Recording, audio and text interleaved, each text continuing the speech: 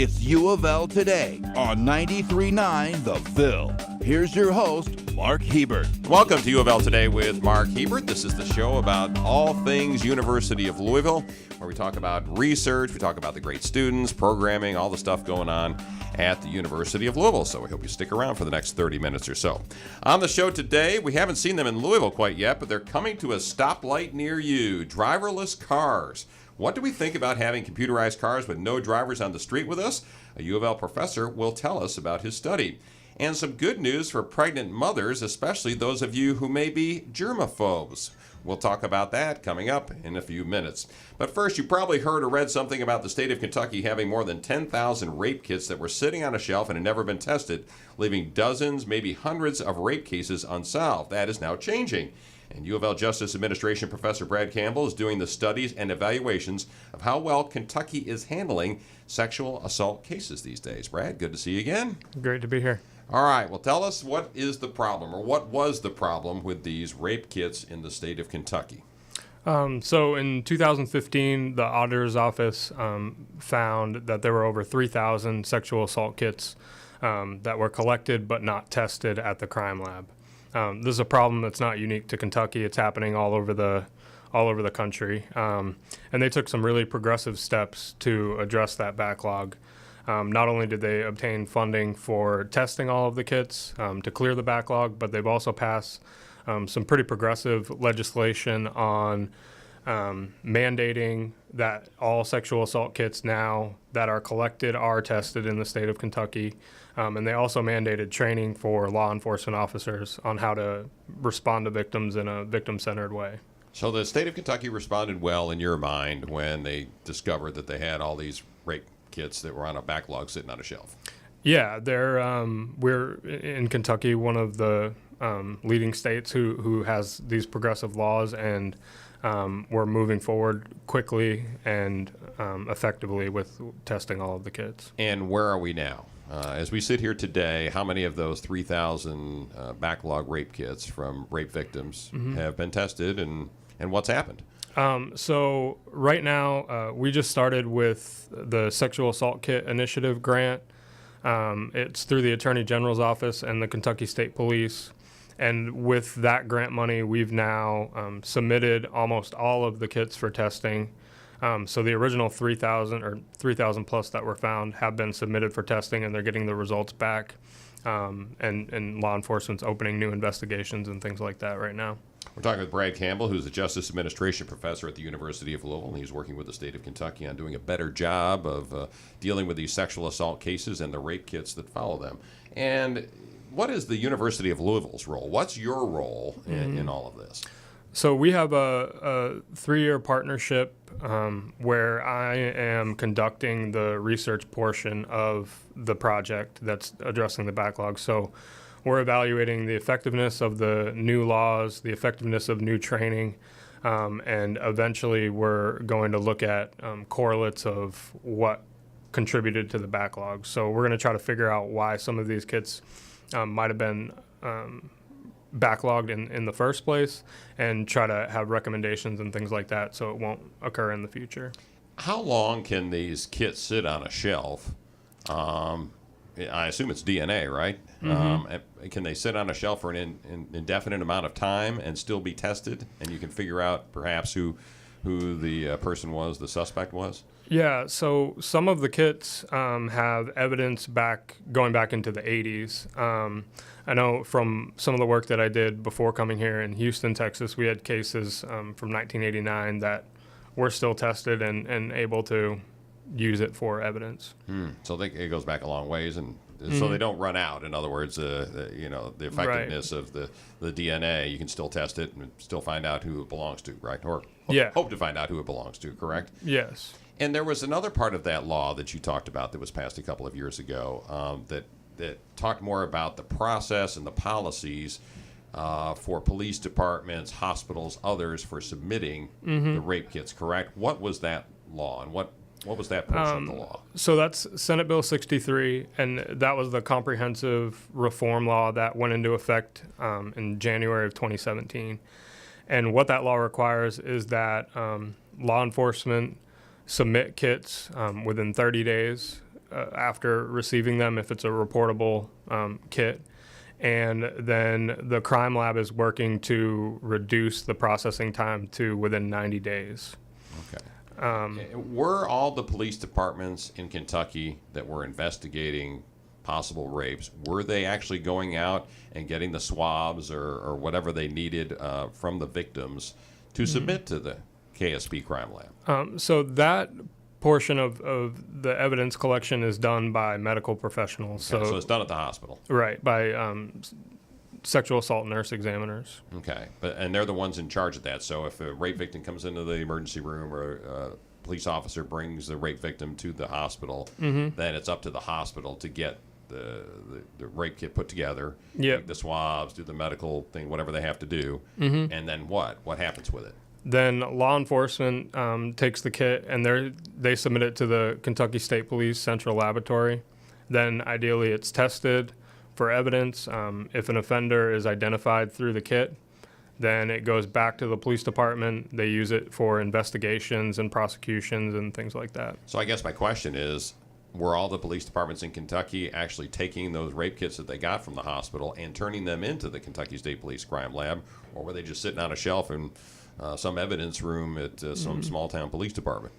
In the past, yes. All over the country, we're finding that these backlogs come through because of resource issues, because some folks may not have known how useful the kits can be as an evidentiary factor.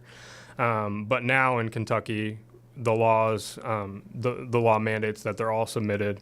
And our research with the crime lab director, Laura Sudkamp, shows that over the past year, the kits that are submitted to the lab have gone up by 15%. So it looks like the Kentucky law enforcement agencies are complying with the law and making sure that justice doesn't sit on a shelf in a kit anymore. And probably the fact that there's been a lot of publicity about this hasn't hurt, right?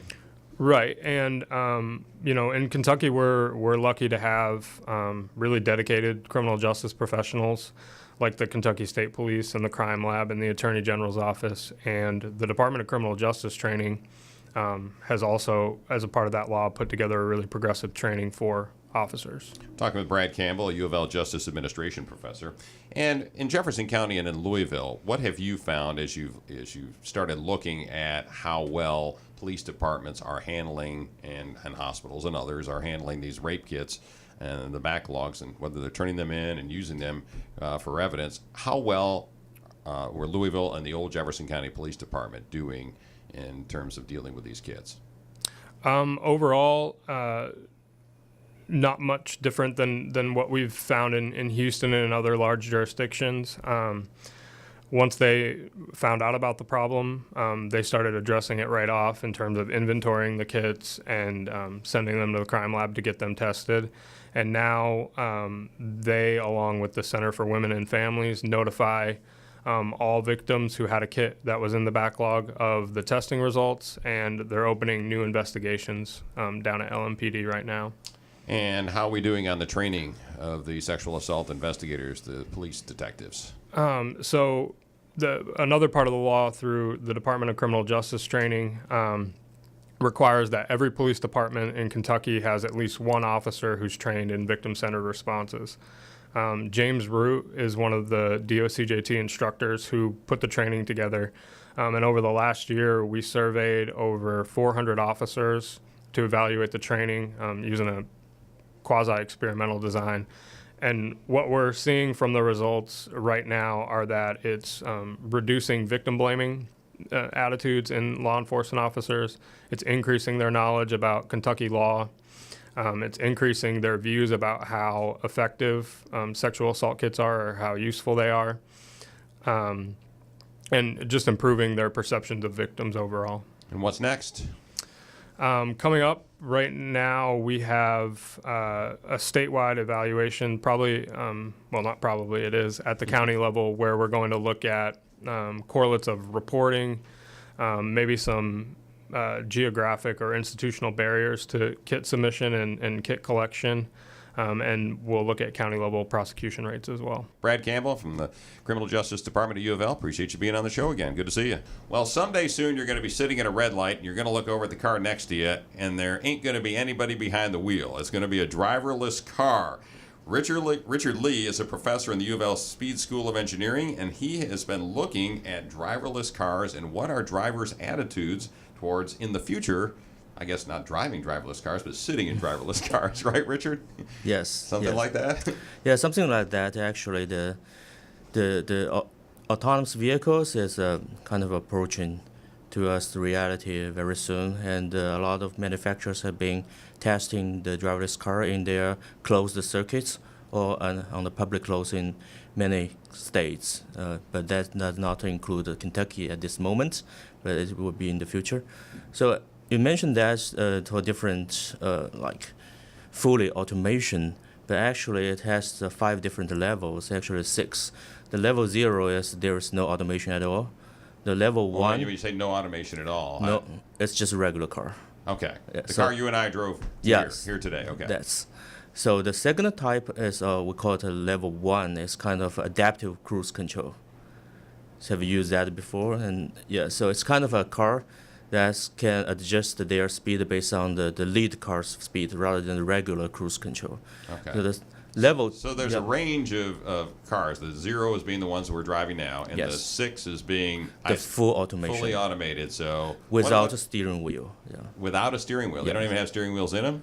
No, so it's So called like level. like the Google, like the cars that Google's making now. Is that Google right now right now they call it Waymo. It's different company right now, but it's a sub company of the Google right now. But what they are testing is that they have the steering wheel okay? right now. Yeah. So right now, the driverless cars, even those that are out there being tested, most of them have a steering wheel, right? Or Yes. Until we call the level 0 until level 4. So all of these levels have steering wheel. not? Okay. The level 5 is we call the full automation. It does not have steering wheel, and all these companies are targeting for level 5. Okay. Yeah. All right, we're talking with Richard Lee, who is a professor in the UofL Speed School of Engineering, and he's getting ready to do some research and has done some research on driverless cars and what the attitudes of drivers are. So you're going to be doing some surveys, basically, of drivers, right? Yes. What are you going to ask them? So this is one. My research actually includes 2 parts. The survey, as you mentioned, is one part of that. In the survey, we're going to ask the driver about how they like the autonomous vehicles technologies, how they accept this type of new technologies. So whether they're willing to buy it and how much they want to pay for that and what kind of service they would need from the driverless car. For example, you do not have to own the autonomous car. You can kind of lease it, or like the Google can provide the Uber can provide the autonomous car, and you just Right. use your app and call Uber, and it's no drivers in the car. So Right. there's some service also in some rural areas in Kentucky. You might need a paratransit for those residents in these areas. Also in the city, you might want to do some shopping, and so you can carpool in an autonomous car. So some different services they might need from an autonomous car. So we are going to ask the residents of the Kentucky what kind of service they like and how much they want to pay, and whether they accept this new technology. Okay. And the other part of the research, as I understand it, is putting them in a little booth with screens in front of them and trying to figure out whether they like having a car that doesn't have a steering wheel or something in front of it. Isn't that part of it? Or you tell me. Yeah, so it actually has the steering wheel. It's our. Oh, it does have a steering wheel. Okay. It has it's our driving simulator. So it's kind of we would mimic different scenarios in the real world driving situation, including on the freeway, on the local roads, running the signals, and different situations to see how the drivers react to these scenarios under different levels of automation. So what we are going to test is the level 2, level 3, and the level 4.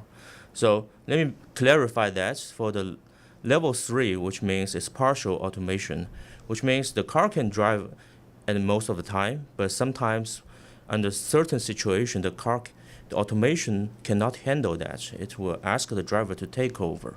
So the Right. driver has to be aware all the time He needs to take What's over. the point of having a driverless car if you gotta sit there and be aware of their surroundings all the time? I mean, You are right. All these companies try to avoid this part, but that's what is going on right now in most tests. So okay. yeah, So they still got the driver sitting behind the wheel, yes, not touching it most of the time, but in case a deer runs out in front of them, they got to grab the wheel and swerve, or does the car do that for them? maybe not in that case, but for example, in some cases like the pavement marking is not very clear, it's warm, so the car does not know which lane to move to. If the lane is very wide, it's actually 2 lanes, but without a clear pavement marking. So the car will ask the driver to take over to make the selection. Gotcha. Yeah. So if you're in a subdivision where there's no markings on the pavement, Yeah. and it would fit 3 vehicles wide. That's right. Yeah. You might have the car wandering over into the other lane, into the oncoming lane, unless the driver grabs the wheel and turns it back to the right. That's right. This Okay. is the one typical case of that. Yeah. Oh man, so what do you think you're going to find? Do you think most Kentucky drivers are cool with having this technology on the road? Either they're using it, or having somebody else or another car sitting next to them that doesn't have any driver with it or doesn't have control of the vehicle. Yeah, we'll see that. So, but at this moment, my current thought is that maybe in the urban environment, the residents more like some shared mobility, like services provided by autonomous cars. But in the rural, I'm not pretty sure about their attitude about that. Yeah. So you think folks out in LaRue County may not be too hip to having driverless cars, but folks in Louisville might be okay with it? Yeah, at least the people need to be confident about the safety of autonomous car at this moment. Okay. Yeah. All right, again, we're talking with Richard Lee. He's a professor in the UofL Speed School of Engineering. He's been looking at the question of driverless cars and drivers' attitudes towards those cars. You sent me a copy of some of the questions you plan to ask, and one of them said how to rate this. I would be comfortable driving in a fully automated driving vehicle without a steering wheel. Strongly agree, strongly disagree. What do you think you're going to get? It depends on time, okay? If you ask me right now, I'm not pretty sure about that. But I'm actually a supporter of autonomous cars. But maybe in 5 years, when the technology is pretty mature, I'm be very confident to answer this question. Yeah. Why do you support driverless cars? Because you're an engineer and you have and this is a cool thing Yeah, for you, or what? this is one essential part of it. The second thing is that I'm a believer of the newer technology can change our lives and make everything safer. And the most contribution of autonomous car is that it makes the driving tasks to be safe, because 90% of the crashes happen due to the driver's error. Okay. So. And when we're talking about these autonomous vehicles or driverless cars, they have sensors, right, all Yes. along like the sides, so that they don't bump into the car or a pole or something next to them, right, or in You're front right. of them, right? Is You're that how right. that works? Yes, they do have different sensors, so like the cameras and the radar sensors. And the most expensive sensor is the LiDAR sensor, which is a laser, like spinning sensor that can detect the certain environment of the driving. So like it detects the trees, the lanes, the traffic poles, anything like that. So if a car is equipped with the LiDAR sensor, it will be more safe. Gotcha. All right. Well, Richard Lee, appreciate you being on the show. Interesting study. I'm interested to hear what you find about drivers' attitudes about these driverless cars. Are the ultrasounds being done on pregnant women or folks with injuries safe? Ruth Carrico is a professor, and Steve Fermanik is a biostatistician in the UofL School of Medicine's Infectious Disease Department. They've done a study looking at the cleanliness of ultrasound equipment. Good to see you both again. Hey, it's great to be here. I saw this and I thought, cleanliness of ultrasounds. Now, you were talking about the little machines. You put the jelly on them and you use them on pregnant women or on my shoulder if I've got an injury, right? Right, or in the operating room if you're going to have surgery, or So in the old days, we saw them as these little pieces of equipment that we used a little jelly on. Now, the use of ultrasound, the use of these devices has literally exploded. Mm-hmm. That these devices, as Stephen really helped us look at with with this national survey that we did, we wanted to find out, like, who's using them, how are you handling them, what are the problems that you're having, and are you really doing what you need to do to prevent harm, and that means infection. Right. So what we found that they are used literally in every department in a hospital. Really? Every single department. Yeah, it's. Well, Steve, it so what was did you amazing. find, Steve, as you were looking around nationally? I mean, what are they being used? What are these things being used for? These ultrasound? I mean, lots of different things. As Ruth said, they're being used in every department. It could be across intact skin or unintact skin in terms of taking measurements on wounds. I think Ruth can really. Well, if you're sort taking of- measurements on wounds and it's an open wound, Yeah, well, is what that what common we're talking sense- about? Well, it could be. In common sense tells you that you're going to handle devices differently. So let me give you an example. You can have an ultrasound unit, and that may be over in the corner in your intensive care unit, and you may have a surgeon that is going to use it to maybe check out a swollen joint and see, is there fluid in that joint? So, using it to kind of guide the needle and then aspirate whatever is in that joint. Well, it may be good stuff or it may be crummy stuff that's in that joint. So, that ultrasound then was used for what we would think of as really being a dirty procedure. Then you may have another physician or a nurse practitioner that says, I need to use that ultrasound because I need to insert a sterile device into the bloodstream or another sterile body cavity. So you'll have the same device in that may be used for two completely different purposes. And if you don't handle them correctly, if you don't reprocess, clean, and disinfect correctly, then whatever was going on with patient A can now become the problem of patient B. So as we have gotten better with infection prevention, we've kind of pulled all the low-hanging fruit. We've stopped doing all the things that totally are like in our face and We're we using recognize gloves, as we're problems. sterilizing equipment, doing all the easy stuff. Now we're looking at events that are not as common, and we're trying to identify risk factors. And in the literature, and with our study as well, then we have identified ultrasounds as a problem. Now, would I know this by being able to look at it? No, but that's why I will partner with somebody that is really good with statistics, like Stephen Furmanek, and say, okay, so how do I look at this? How do I design this study? And so it shows the power when you are in a university setting, as is ours. We have intense collaboration that occurs. And our challenge is we've got to find the right people to help us not only ask the question correctly, but then figure out what the results mean. So this is a great example that, we need the biostatisticians, and I can know all about patient care, but if I don't know somebody that understands statistics, my study really is not going to provide the desired results. All right, we're talking with Ruth Carrico, who's a professor, and Steve Furmanek, who's a biostatistician in the UofL School of Medicine's Infectious Disease Departments. I've got a couple of questions to ask you, but I don't want to bury the lead here. So the lead is, what were the results of the study that you did on these devices? Are these ultrasound devices? Are they smearing infection all over hospitals, or are they not? Well, based on the practices reported, there's not really a consistent answer whatsoever.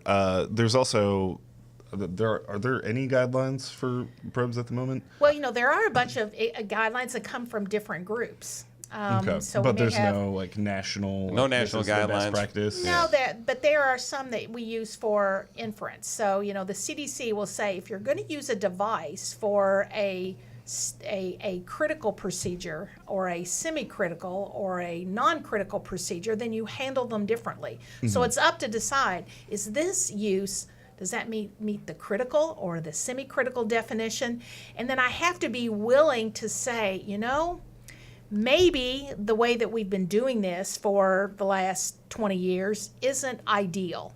And so we find a lot that people become very wedded to, I've got to continue to do things the way I've always done Right. it because change hurts, right? Right. In many instances, people would be over-sterilizing, so they would be using high-level disinfection on a procedure that did not require it. So say you just ran the probe across just normal Shoulder or skin. something Yeah. like that, yeah. And so that, or on the flip side, the more dangerous potential was that people were not using the higher level disinfection for something that needed it. So they're kind of both ends of the spectrum. There wasn't really any, it seemed like a lot of people did not know exactly what you were supposed to do with them. And so I think Because that really there's no real good national standards. And I think that just points to the challenge of with new technology, you need to figure out how to use it effectively and properly, and especially from the infectious diseases perspective, how it could be accidentally transmitting diseases. But in going around the country and surveying all these different hospitals and medical clinics in those places, did you find a percentage of hospitals that reported and said, X percent of our procedures that we did with these ultrasounds, we believe carried some germs or caused an infection in a patient? Could you get that far along on that study or not? We could Sort in of. some respect, right? And what we found is that people are very confident in their process. And the way that Stephen helped us design the study, where we had to make people kind of commit up front. How well do you think you're doing? Then tell us. And then we gave them a series of questions to answer where they would have to apply the knowledge and then tell us in specific circumstances what they did. So what we found is that there was a huge disconnect, that people are very confident, yet when you actually look at their practices, then they really were not in compliance with CDC guidelines and then what some of the professional organizations are publishing from their perspective. And so it then brings in then the idea of why everybody needs a school of engineering. Because then we're like, great, we've got to understand human factors engineering. And how do we make it hard for people to do the wrong thing and easy for people to do the right thing? So then this brings in new partnerships with our industrial engineering colleagues to say, help us then, consider how we can better define procedures and how can we help hospital systems. If they want to do the right thing all the time, then they may have to kind of make some procedural changes. So again, maybe you overuse sterilization processes so you can make sure that you never underuse them. Is it a bigger problem in big town, big city hospitals that use ultrasounds? Every 10 minutes they're using them for something. Or is it a bigger problem potentially in rural hospitals that don't have the money to buy a second or third ultrasound machine, and they're using it for everything under the sun, to look at my shoulder injury, to look at a wound, to do the ultrasound on the pregnant mom? Which has a bigger risk of infection? Could you get that far along? I think we didn't get that ask far? those types of questions, but the issues are different. In that at the university hospital, the major medical centers, we tend to see the very complex patients. So those that have had multiple issues, perhaps been treated with multiple antibiotics, and so the infections we deal with may be more challenging.